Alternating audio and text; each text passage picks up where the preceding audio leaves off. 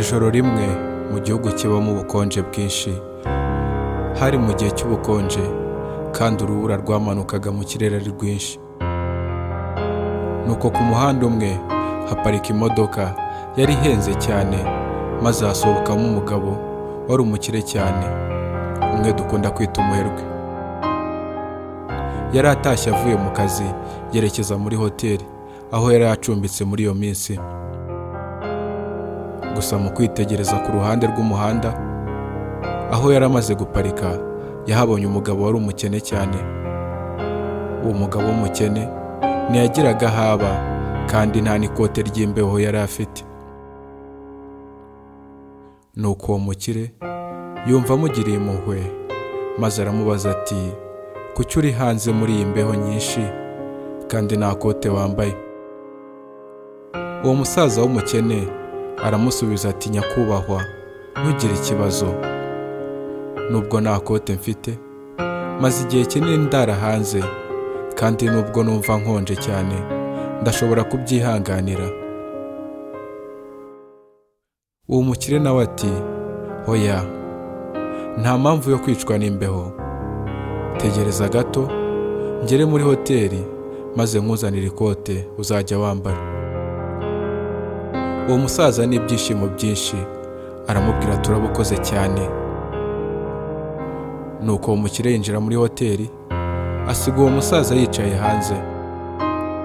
Gusa mu kugera muri hoteli, uwo mukire yasanze abakozi be bamutegereje, baje kumureba muri gahunda z'akazi, maze kubera ukuntu yari ahuze, birangira amasaha abaye menshi kandi ananiwe cyane, ahita ajya kuryama yibagirwa wa musaza.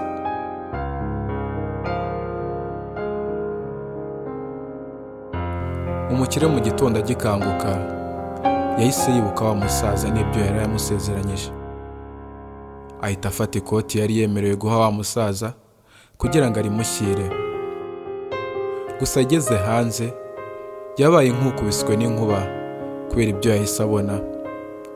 Yabonye wa musaza aryamye hasi, amukoze asanga yumye kubera imbeho. Uwo musaza w'umukene yari yapfuye. Uwo mukire yishwe n'agahinda kenshi, amarira amumanuka ku maso, yicuza impamvu atasoje isezerano rye. Gusa mu ntoki z'uwo musaza yahabonye urupapuro, ararufata, arurambuye abona n'urwandiko, kandi niwe rwari rugenewe.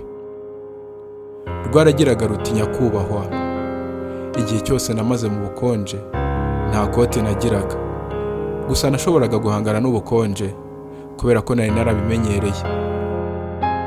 Ariko igihe wansezeranyaga ko ugiye kunzanira ikoti, nakwizeye cyane, kandi uko warushagaho gutinda niko nagendaga numva ubukonje bwiyongera.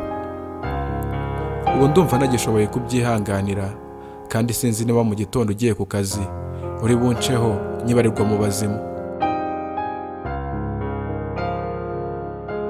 Twese dukunda gusezeranya bagenzi bacu ibintu byinshi, ariko se waba ukora ibyo wasezeranyije? Wewe ushobora kuba wumva ko isezerano ryawe ari akantu gato cyane kandi kadakomeye, ariko uwo warisezeranyije we bisobanuye ubuzima kuri we. Buri gihe ujye usohoza amasezerano yawe mu gihe bishoboka, kandi niba bikunaniye ubimenyeshe uwo wasezeranyije. Ibyo bizagaragaza ko uha agaciro abandi, kandi nawe bazaguha agaciro kandi barushaho kukwizera no kukubaha. Ujye wibuka ko icyizere cyatakaye kidapfa kugaruka, kandi agaciro kawe gashingiye ku bikorwa byawe. Njye wumvaga ndi Migabo mu nkuru z'uruhererekane zifite umutwe uvuga ngo bikubere isomo. Iki ni igice cya kabiri, kandi niba utarakora subscribe nakubwira kubikora kugira ngo uzabone ibindi bice bizakurikira.